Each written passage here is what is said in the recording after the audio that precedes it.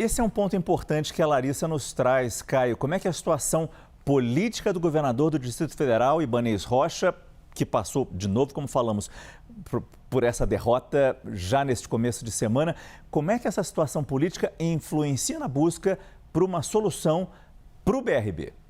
Pelo que me relataram diretamente, Márcio, e eu não estou falando nem de gente próxima ao Ibanez, nem de próxima ao governo, mas a ala técnica ali que está acompanhando esse processo todo. O que me disseram é que a questão política é o que mais está atrapalhando a solução para o BRB. Por quê? Porque tanto o governo federal, o Palácio do Planalto, o Ministério da Fazenda, e tanto a oposição ao Ibanez, a gente está falando do campo político ali da esquerda, estão ali movimentando-se no sentido de sangrar o Ibanez politicamente, para atribuir também, entregar um troféu ali, nesse caso o Master, da direita brasileira, que é o caso do Ibanez Rocha, né? A gente vê o Supremo Tribunal Federal sangrando bastante, a gente vê alguns próceres ali do Centrão sangrando bastante nesse escândalo do Master, gente próxima também ao PT, ao Palácio do Planalto, Guido Mantega, o ex-ministro Ricardo Lewandowski, atingidos, mas tem uma percepção geral, as pesquisas mostram isso, de que o caso Master até agora está prejudicando mais a esquerda, o PT, o governo Lula.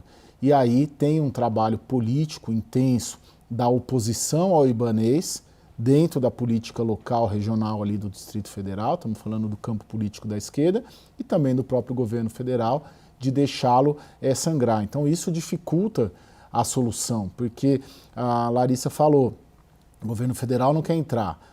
Só entra se o Ibanez pedir para o Lula. Isso aí são questões políticas, né? Tecnicamente, o que eu ouvi é que não se trata... O BRB tem ativos, o BRB tem muitos terrenos ali valiosos dentro do Distrito Federal, já tentou essa solução, fez uma correria aqui na Faria Lima, atrás de bancos, os bancos sugeriram federalização, mas se ele não conseguir destravar essa questão política, é melhor deixar para a esquerda o Ibanez sangrar, compromete o banco, a direita pede a eleição no Distrito Federal e o ano que vem, ali no final do ano, a esquerda vence e vai assumir um problema maior.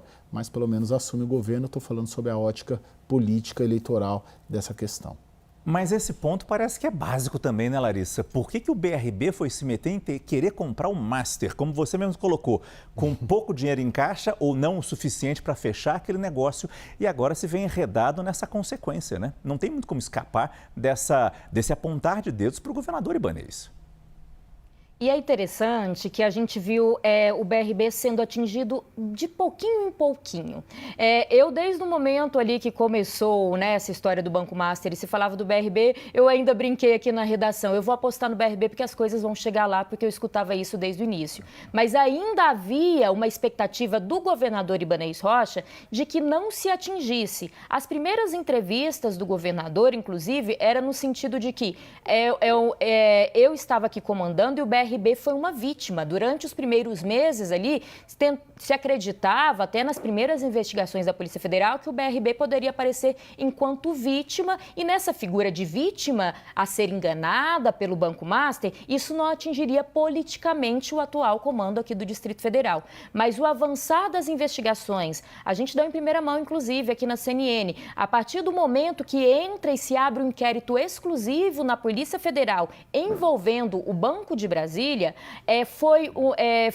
foi sentido aqui no MDB local muito de forma rápida eu vou abrir uma aspas aqui para não cometer nenhum erro, essa decadência do governador Ibanez Rocha. Nos últimos dias, ele perdeu o apoio do PL, era considerado uma chapa muito vencedora para o Senado Federal, Ibanez e a ex-primeira-dama Michele Bolsonaro. O PL já lançou uma chapa sem o governador. O MDB aqui do Distrito Federal teve recentemente o seu líder ali na Câmara Legislativa do DF envolvido em uma operação local de corrupção na Secretaria de Educação. Esse que levou adiante, bateu no peito, queria levar adiante toda a aprovação desse projeto para colocar bens da população enquanto avalista de um empréstimo. E, para além disso, agora já se questiona que Celina Leão, vice do atual governador, que era tida como alguém que ganharia fácil até no primeiro turno na eleição, terá condição de continuar no comando, né, nessa disputa ao governo do Distrito Federal. E me disseram até, prometo tentar avançar nessa apuração, que os dois, o atual governador e a vice-governadora, já não estão se bicando, cada um tentando salvar a sua história política aqui no DF.